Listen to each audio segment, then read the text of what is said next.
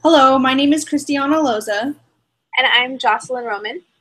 and today we're presenting for Business 4 on the Starbucks Corporation.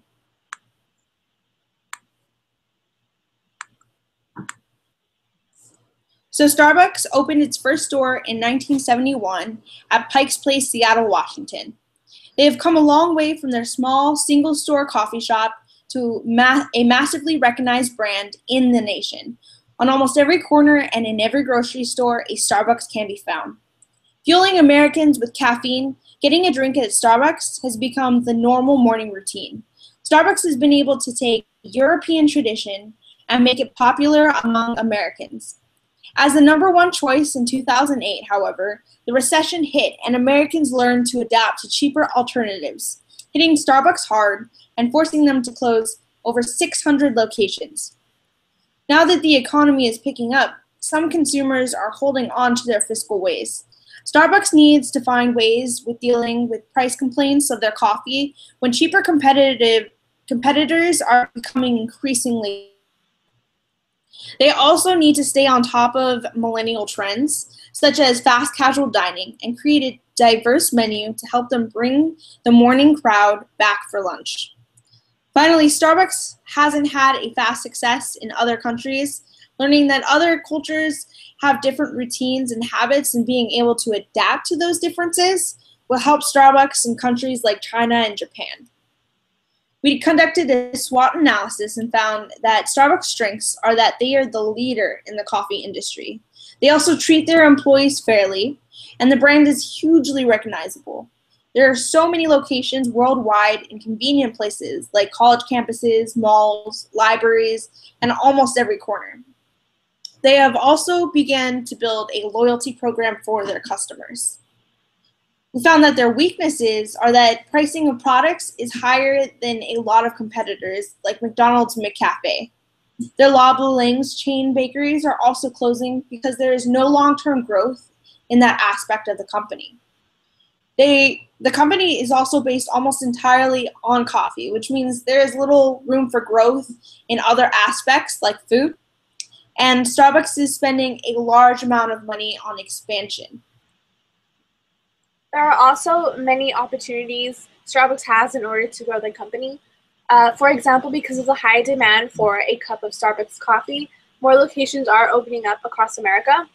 Starbucks is implementing the mobile order and pay app so that customers can order and pay for their beverages instead of having to wait in line. They also have the opportunity to grow internationally, perfect their price points, and to expand into the fast casual world. Aside from this, Starbucks still has its threats against their company. There is the rise in dairy product prices and the unstable price of coffee beans, which leads to financial problems within the company. There have been also other companies that are copying the business structure of Starbucks. For example, Peet's Coffee, Coffee Bean and Tea Leaf, and Tom and Tom's. There has been success of international competitors such as Tim Hortons in Canada and Dunkin' Donuts in Eastern Seaboard, therefore leaving Starbucks unsuccessful at an international level. Also, competitors here in America are offering cheaper alternatives. For example, McDonald's is offering a caffeinated beverage for $1 or $2, while Starbucks offers the same caffeinated beverage for $5 or $6. We identified three main problems. The first is the price point of coffee. When you simply Google Starbucks, several articles quickly complain that the cost of your average Starbucks drink is going way up. In the American culture, we tend to drink coffee to jolt ourselves awake. With the growing competition, such as McDonald's, McCafe, or Dunkin' Donuts, consumers have cheaper alternatives to turn to. Also, after America's recession, consumers learned to turn to cheaper sources, turning Starbucks drinks into a $5 luxury versus another gallon of gas.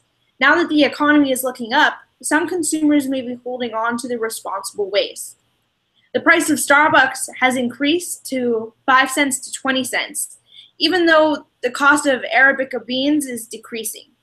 Consumers are noticing this and they're reconsidering if that cup of coffee is worth it. We also found that the international expansion has had a slow growth. Part of this problem is due to changing cultural norms. For example, in China, coffee is not viewed as a morning jolt, but more of a luxury for the middle class. And the Chinese people also prefer cheap instant coffee and teas to freshly brewed, making it harder to expand Starbucks brand as rapidly. Also in Japan, the new trend is cheaper coffee from convenience stores such as 7-Eleven. We also found that Starbucks lacks diversity in their food. Fast casual dining is booming in popularity.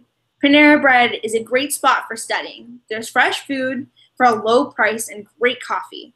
The problem with Starbucks is that locations lack sufficient tools to provide a cafe experience for lunchgoers, failing to stay above the trend.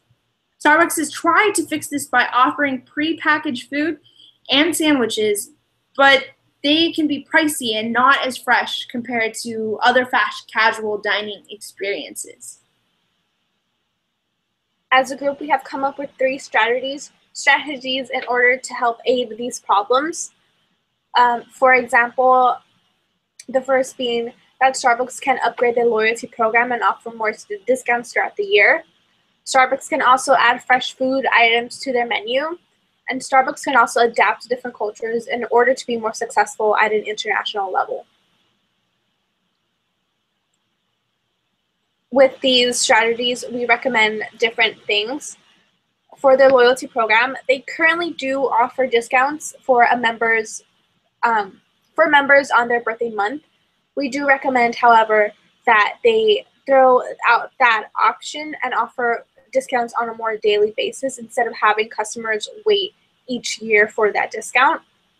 And an idea that we have come up with is offering discounts after a customer buys 10 beverages so that their next beverage can be, as for example, 10% off. Starbucks doesn't have to limit their loyalty programs for the customers only on their birthdays. It can really be on a more daily basis for them to keep them happy and to keep them coming back. In order to be more food diverse, Starbucks can expand their menu by adding fresh foods like soups and salads. They currently are testing out the idea of Starbucks evenings, which is basically the selling of alcohol and appetizers after 4 p.m. This we do not think is such a great idea, as the combination of alcohol and coffee do not mix, and we feel that it will affect their company. By adding fresh foods, it will positively affect their company by generating more sales and by gaining a new target audience for those customers who want to eat meals at Starbucks. However, by adding food products to their menus, this may be negative. This may affect them in a negative way, as there will be a large loss of money, since Starbucks will have to revamp their locations by adding kitchens and larger seating areas in order to accommodate the new customers coming in. To be more culturally diverse, Starbucks can apply that culture onto their own business structure instead of applying the American culture to the business structure. This will help build up brand loyalty in other countries.